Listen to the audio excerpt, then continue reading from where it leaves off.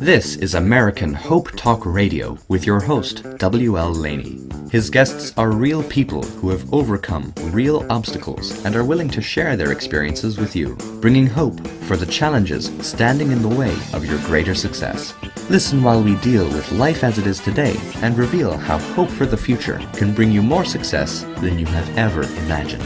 Now let's get on with today's show. Welcome to American Hope Talk Radio, your source for business and personal development help. Our goal is to provide hope for the unemployed, underemployed, small business owner, and baby boomers facing an uncertain financial future. I'm your host, W.L. Laney. My guest today is Anthony Sanchez, a well-respected internet marketing consultant. Anthony is going to talk about how your internet presence can make or break your brick and mortar business, and it is of even greater importance in an online business. Anthony, welcome to the show. Thanks, WL. Nice to be here. Well, it's so good to have you. So, let's talk about an internet presence for business today. How important is it? Well, it's critical, as you said. It is it is everything for a small business owner to be online. And unfortunately, a lot of small business people still don't even have a basic website for their own business. So there's a lot of progress to be made. So what are the problems if you don't have a website? What are you facing when you're trying to beat the competitor? So online, there is a lot of search traffic going on for every business conceivable out there. And what I try to tell small business owners is you're simply not tapping into streams and streams, oceans of traffic of people looking for your product or service if you don't have an online presence or a website. Okay, so when you're talking about traffic, you're talking about the people that used to thumb through the yellow pages, let your fingers through the walking? And or walking through the malls, or walking, and they happen to walk by your store, front door. I mean, imagine walking by your front door. If you have a store and you have, one person walking by per month, you're not going to be in business very long. Yet they're ignoring the tons of people walking by their doors virtually online. Okay, so if I'm going to have a website presence, what's the first thing that I need to do? Well, as I like to say, you should do the research. Okay. And what that entails is actually a lot of stuff that the marketing people do, but small business people can do it as well. It's not that difficult. What kind of research? Well, first of all, there's keyword research, which is probably the most important. There's also things like marketing research and competitive research, researching what your competitors are doing or not doing and where you might be able to take advantage of something they're not doing.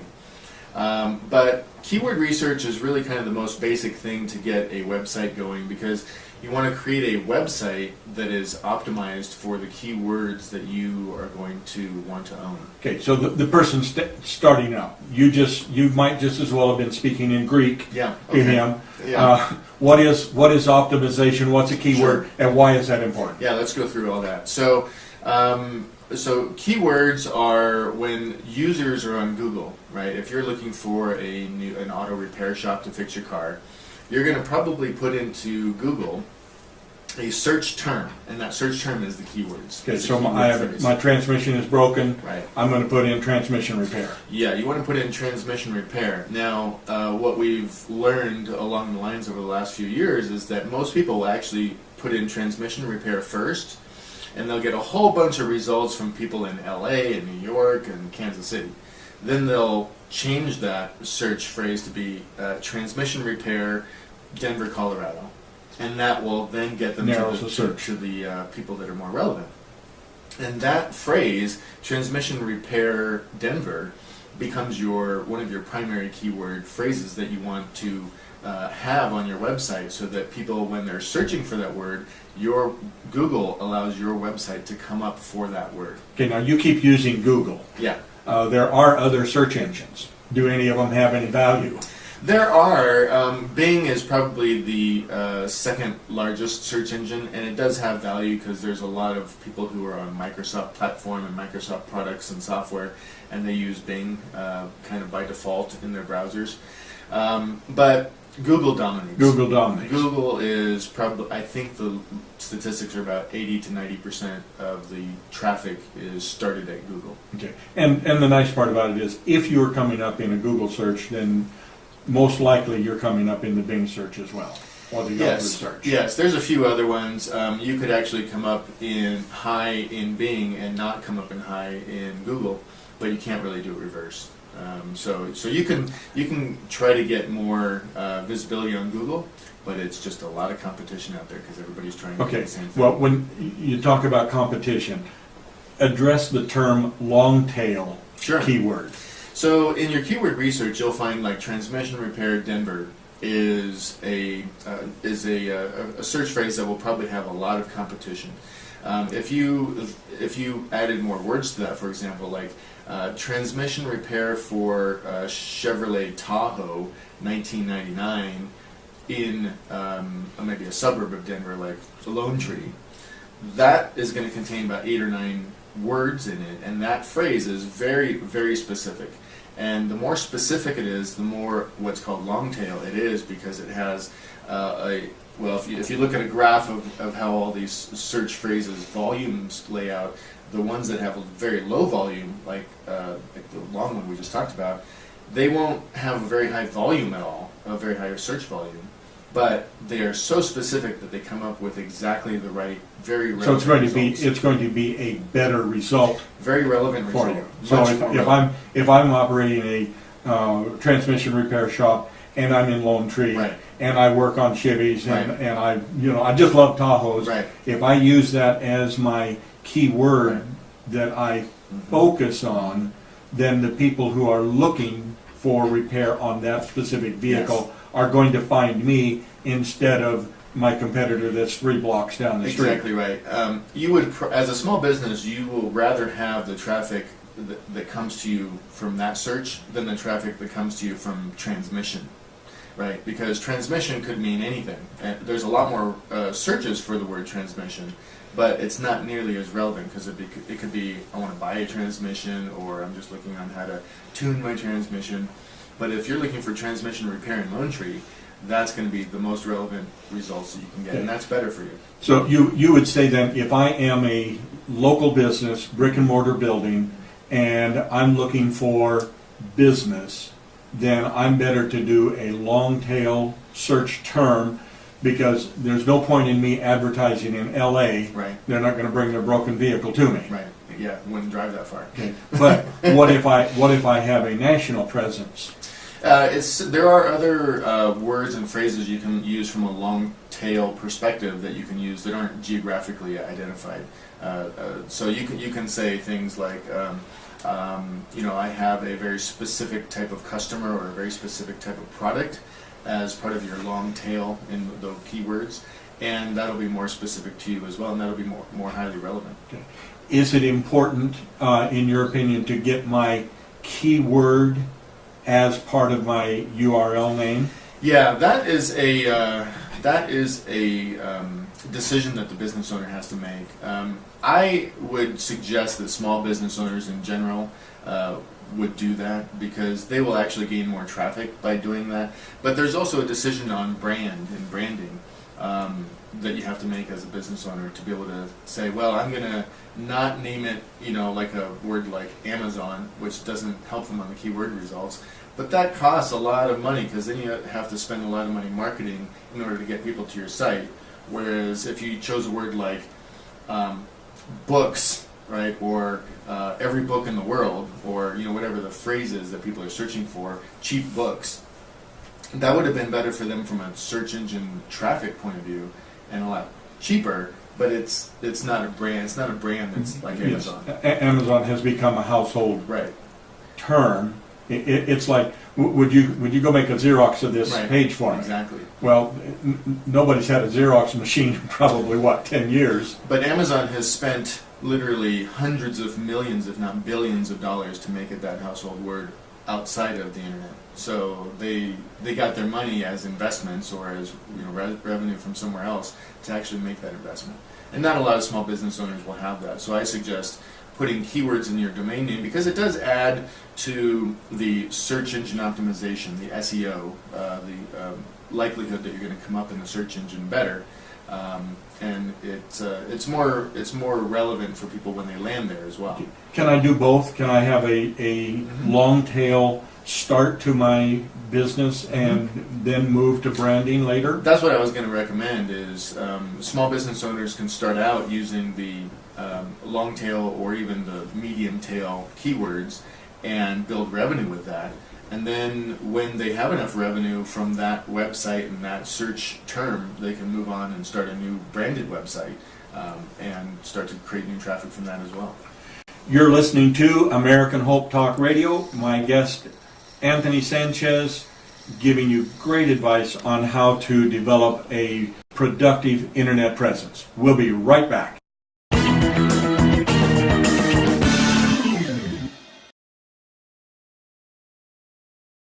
Welcome back. This is your host, W.L. Laney. You're listening to American Hope Talk Radio with my guest, Anthony Sanchez. Anthony, again, it's a delight to have you here. We're talking about getting traffic. Yeah. Let's kind of switch gears here for just a moment. Sure. What if you get bad publicity? You end up with some bad reviews. How do you fix that? Well, yeah, I mean, actually, the best way to fix that is by giving great service, of course, and by creating raving fans. Okay, let's go back for just a second. How do I create a raving fan?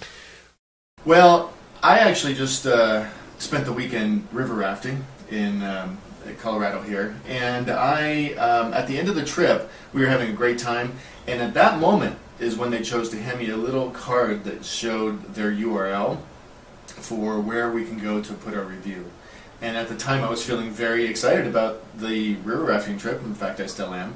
And so early Monday morning when I got back, first thing I did was I went and gave them a positive review. That's great. That's great. Yeah. Most of the time people go to, they have a wonderful dinner, the food is prepared perfectly, Right. The server is just more than attentive, and everything is wonderful, and you go out of the restaurant feeling really wonderful, Right. but you don't bother writing the review. They don't take advantage of those opportunities where the customer is feeling very satisfied and very well served, like this river rafting company actually did. On the other hand, if they would have given that card to me when we were about to dump our raft in the middle of the river, I probably wouldn't have And you were felt as scared strong. to death you were going to drown. Yeah, but you know, it turned out all well, and at the height of the good feeling is when they Okay. Did they ask you to do a review? They did. They asked us very kindly, very politely, in a very entertaining way to do the review for them if we would, and we felt like we would do them a favor to do Okay, that. so in an entertaining way, what did they do? Well, they were entertaining the whole time, right? That's kind of the way that the guides work. But even if you're not a guide company, if you're at a dinner or a service restaurant or any other product, whenever you feel that the customer has a positive feeling about what your product or service is, whether it's an email to them the day after you receive the product, or an email to them maybe 2 weeks after you've been using the product, and just saying, have you been using your product? Have you been using our product, and how do you feel about it? And if they come back with a great response, say, here's the link to our review Just site. to the review. Okay, Yeah. so what if you get some bad reviews? Is there a way to fix it? Well, there is. There are Is it ethical? There are reputation-based services that can do some things. What they will try to do is more proactively get positive reviews for you in order to kind of push down and displace the negative reviews. And that is something that is fine to do. There are unethical things to do, which I would highly recommend against, and you can tell, users can tell when companies are writing their own good reviews. I would not recommend doing that, because that actually works against you. But some companies do that. I don't recommend it. Okay, so we're starting a new business, and we've done our keyword research, and we've come up with what we want. We've tried to put it in our URL because that's going to help generate organic traffic. Right. And what's the difference? What are we talking about when we talk about organic traffic? What am I saying? Those are the people that are going to Google and doing putting in keyword searches and looking for the traffic, and then they click on the results of the page, of the Google results page, that are not the ads. Okay. Right. So the ads are something else different altogether. That's search engine marketing, that's pay-per-click marketing. That's something we can talk about, but that's not organic. So if I do a bad job organically, there is some hope if I just spend money advertising. It's going to be a lot of money. Yeah, you're going to spend quite a bit of money to get on the top of the page because it's the top of the page. Everybody wants to Do you have any idea what it would cost a business to get to that top of the page? Yes, it's quite pricey. Keywords, the way that search engine marketing works is every time somebody clicks on the keyword that you want to advertise for, you end up paying Google anywhere from $1 to $5 to sometimes $20, depending on the keyword. Every time somebody clicks on your link for your ad, depending on what the service is. For some legal keywords for attorneys, those can be $20, $30, $40 per click. That's a lot of money. What's the average length of time a viewer stays on the website the first time they click on it? Well, when viewers often click away. I mean, from a website perspective, usually the click away rate is anywhere between 30 to 60 to 70%. So about half of the people that are going to your site are not staying there if your site is not well optimized for those keywords. Okay, so we've spent the money. Let's say we spent $10 for the click, and Right. the average person who comes to the site is there for 10 seconds. Less. About 3 seconds or less usually. Unless you can How do you capture them. capture them in 3 seconds? Well, what you want to do is give them, it all has to be aligned, right? So if again, going back to our transmission example, if somebody was searching for transmission repair, Lone Tree, Colorado, for Chevrolet, and you go to and they click on your link and they go to your web page, and it's your home page, and it's talking about import auto repair or oil changes, it's not relevant to what they were searching for. So most likely they're gonna say, this isn't what I thought it was gonna be. I'm clicking away and trying something else. So it's all about relevance when it comes to Google. And so your content, your keywords, and everything on your website, your domain name, it should all scream whatever the keyword phrase is or very closely related to. So how many people are making the mistake of trying to do too much on their home page?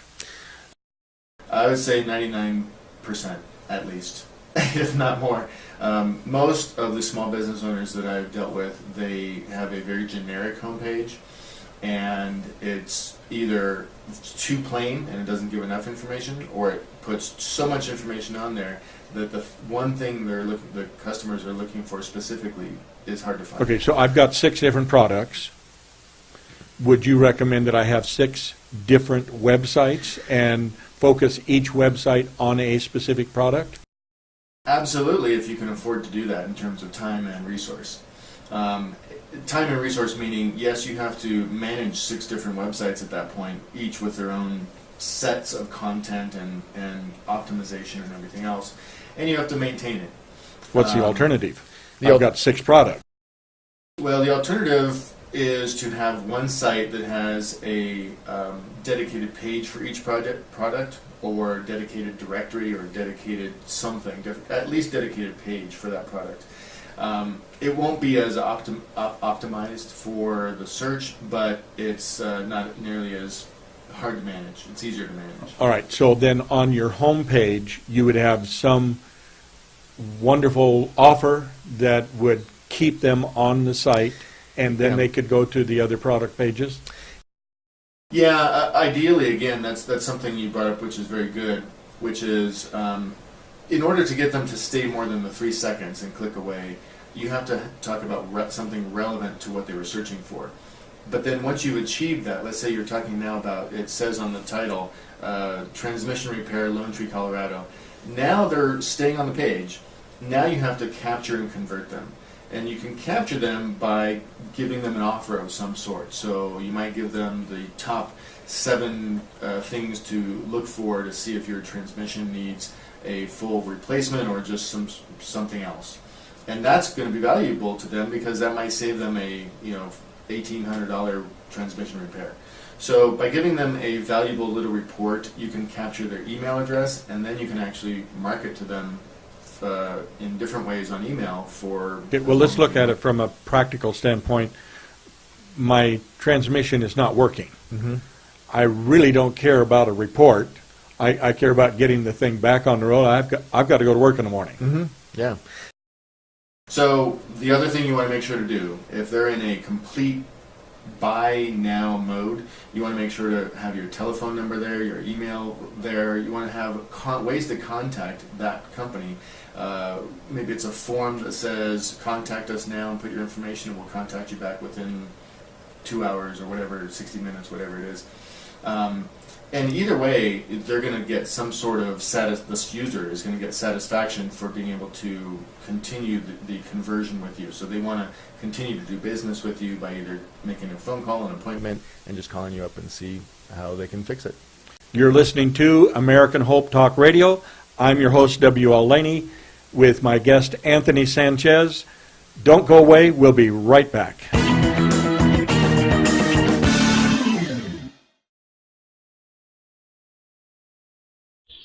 Welcome back. You're listening to American Hope Talk Radio. I'm your host, W.L. Laney. My guest today is Anthony Sanchez, and we're talking about what you can do online to build your business and make your business more profitable. Okay, let's talk about some of the things that I can do to drive traffic that maybe won't cost me so much. What would you say about adding a blog to my website? Blogs are critical. Blogs are great. The search engines love blogs because they are constantly updated. At least they should be constantly updated. I was just going to say, I'm going to correct you. Yeah. So blogs, if you can manage to create or write a blog a couple of times a week, that's ideal. Okay, so what do I do? Let's go back to our transmission shop.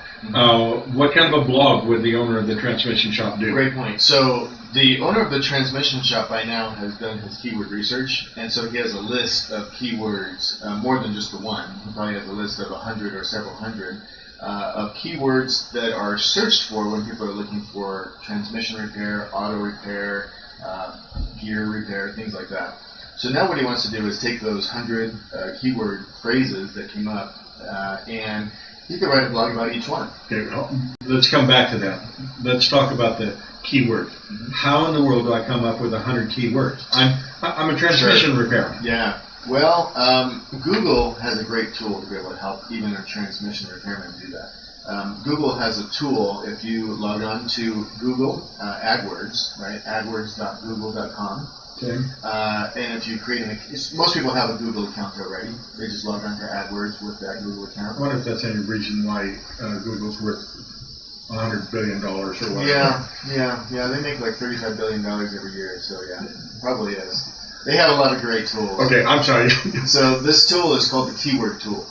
And there's other tools out there. If you Google the keyword tool, you would probably find a few other keyword research tools as well. Okay, so that what is that tool going to do for me? So you'll put in the keywords transmission repair, and then it'll give you a list of hundreds and hundreds of other words that are related to that word, to that phrase. Okay, so then do I just make a copy of all those words, or do I get creative and start adding words together?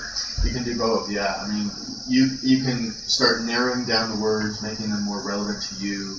For example, if you only work on imports, you're not going to want to put the one that says domestic transmission repair. So yeah, you'll look at all the keywords and decide which ones are more relevant to your business and to your location and the services you offer, and then you'll choose those. Usually there's going to be at least 100, because it'll present you with 800 right off the bat. Okay, so I've got all these different keywords now. How do I make that keyword a blog topic? So you would pick a keyword. Let's say it is transmission mount. Right? Your transmission mount is bad, but you don't know it yet. You just know your transmission is not working and something's hunky.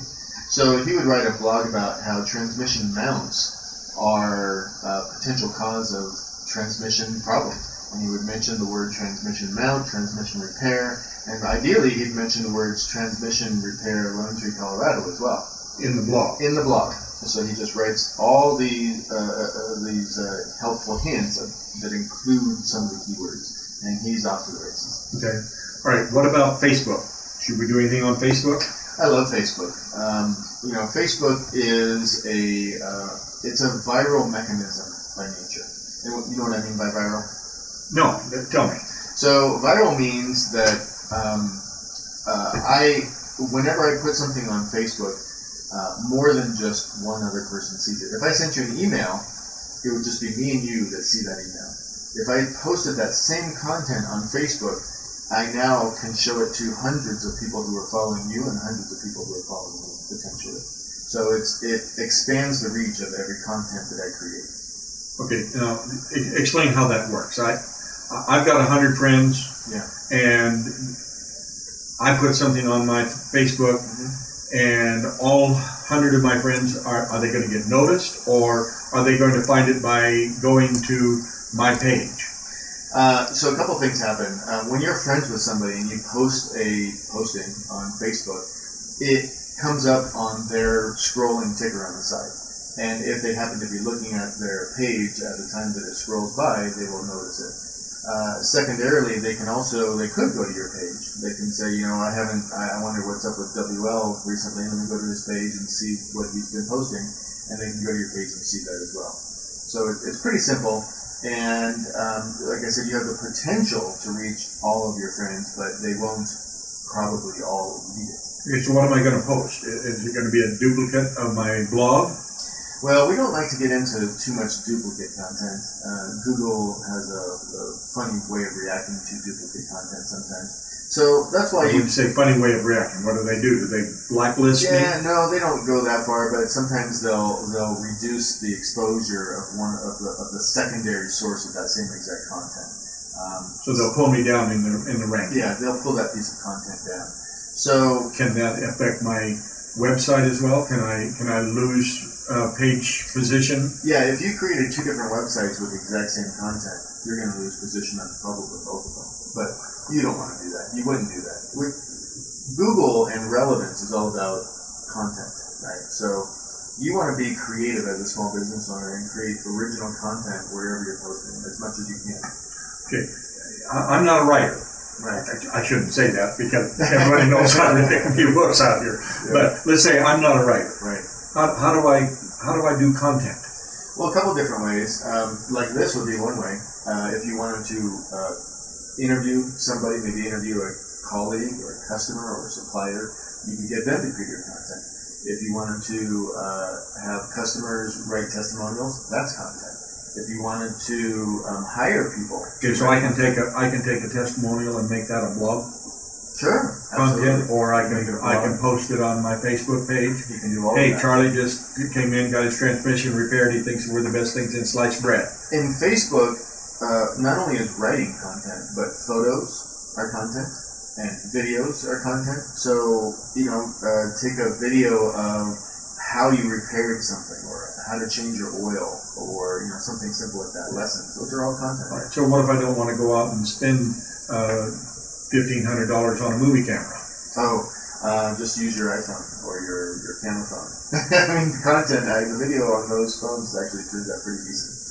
And again, you can have other people create content for you as well. If you wanted to run a contest as the repair person, you could have customers submit content, video content or photo content in terms of a contest. You can say the funniest car photo wins. If you post it on Facebook, you'll win a free oil change. There's a lot of ways to be creative like that. Okay, that sounds like fun. Yeah, it is. It can be a lot of fun. And you can make money at the same time. Well, yeah, your business gets a lot of exposure and you can make some money. Okay. What about some of the local directories, Yelp or Yellow Pages, or those are good. Some of the directories that are out there. How do I get on those? Well, those are good to use. You want to encourage your customers to use those mostly. You want to register there in that directory to make sure you have a presence there. And then you want to do like this rafting company was doing, and maybe if you have a restaurant and you want people to post great reviews. I had a client who was a Chinese restaurant. You could actually give them a free fortune cookie that's taped or tied to a little card that says, "Please give us a review. Here's a free fortune cookie for your trouble." And, people are going to think, well, shoot, I would have done this anyway, but I got a free fortune cookie. Okay, well, we give away free fortune cookies anyway, so how's that going to help? Maybe give them an extra one or two. So it's the act of doing something, giving, and does that make people feel obligated to return? It's the act of giving great service. So if you gave them an extra fortune cookie and didn't give them great service, or if the food was not good, they probably wouldn't go and give you a positive review. In fact, they might give you a negative review. So if the food is bad, you give them a fortune cookie, they go out and stomp the fortune cookie to death on the sidewalk, you're probably not going to get a good review. If you're giving bad food, you're probably not going to be in business long anyway. So there's more to it than just the presence on the internet. It's the quality of service that you give. It's the dollar value for what you're providing. Absolutely right. That's a great point. A good way to summarize it. And that's usually what I try to stress to my clients as well is, giving good service, having great products, and going above and beyond expectations. That will get you a lot more than trying to go and pay people, some amount of money to write a good review for you. So if it comes from an authentic place from those customers, they're going to tell their friends, and the friends are going to come into your business, and then they're going to write great reviews as well. Okay. So bottom line, what's better, social media like Facebook, or a blog, or both? I would say everything. It's all good. Facebook and social media have a little bit farther reach because they are viral in nature. Like I said, it goes to your friends and their friends. Email marketing is still very powerful. There's other things to do for marketing also that are both online and offline that honestly, some of them aren't very expensive at all. Like you could partner with people, right? You could, if you're a Chinese food place, maybe you partner with an oil change place and say, hey, you buy one, you get a 10% discount on the other. There's lots of ways to make partnerships and alliances with your fellow small business owners. That seems like a little stretch to have a transmission repair shop and a restaurant partner. Sure. Does it work? Even if it is a stretch? Absolutely. Yeah, it does work. It's kind of funny. I've known different clients to do partnerships that are very unaligned in totally different industries. And in fact, it almost works better because a transmission repair shop might not partner with somebody who's too close to the type. Right, so it's not in competition. Yeah.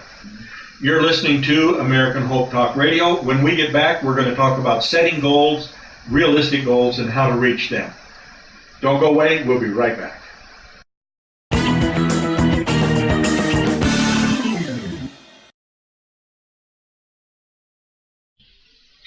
Welcome back. You're listening to American Hope Talk Radio. I'm your host, W.L. Laney. My guest today is Anthony Sanchez, a internet marketing consultant and overall good guy. Thanks. Appreciate that. All right, Anthony, let's talk about setting goals for your business and setting goals for traffic for your website. How do you come up with a realistic goal? What I like to do is actually come up with ultimate goals. The ultimate goal would be related to revenue. As a marketing consultant, I've always been driven by revenue. Right? So if I want my website to develop a certain amount of revenue, I start with that as the end point. And it might take 6 months, 2 years, 5 years.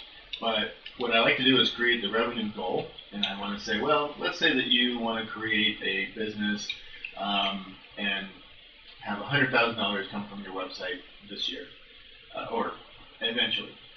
Then you work backwards and you say, well, if I needed to create $100,000 in revenue, what does that mean in terms of customers?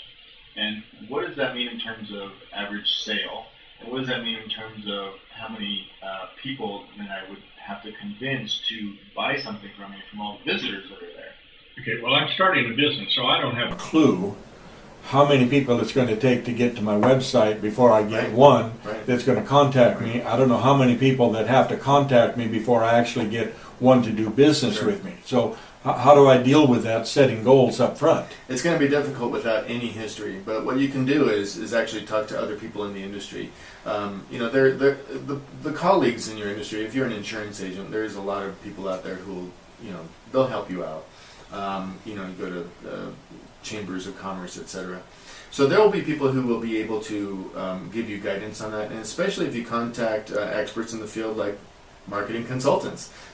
We have... Oh, speaking of marketing consultants, would you like to give our audience your phone number or website so they can come and talk to you? Sure, yeah. My website is leveragedigitalmarketing.com. leveragedigitalmarketing.com. That's right. And they can contact me through there.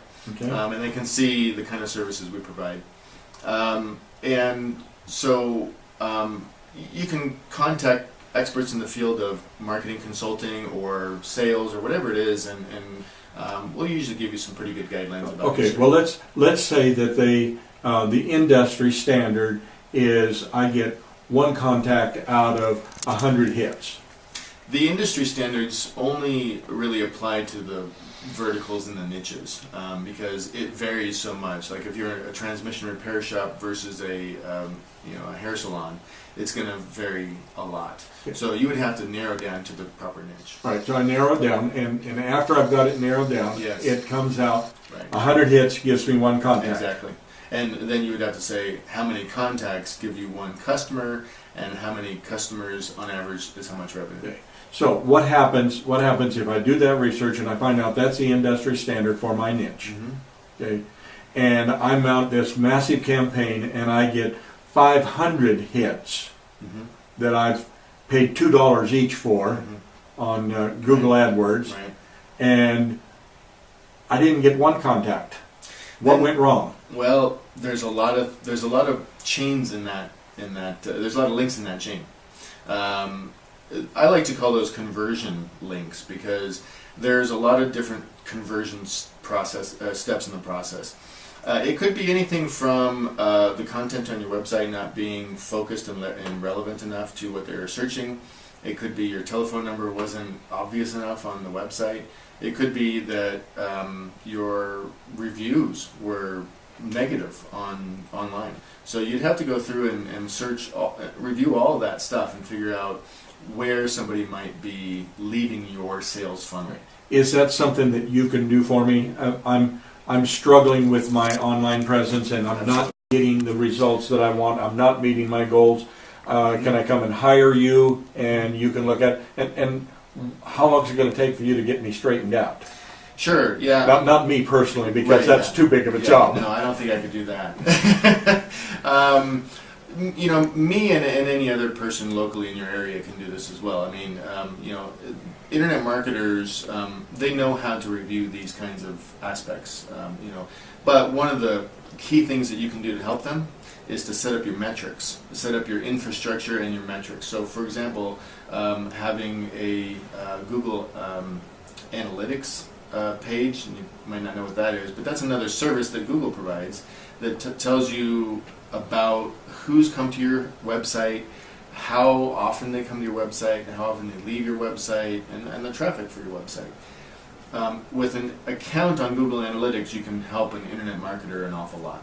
Okay, so you then can take a look at the historical data that Google has collected on my individual page for my website.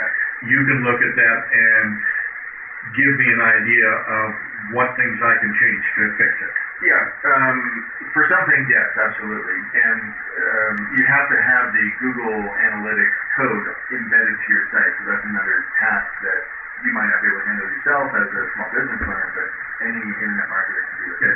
So do you advise hiring somebody to build your website?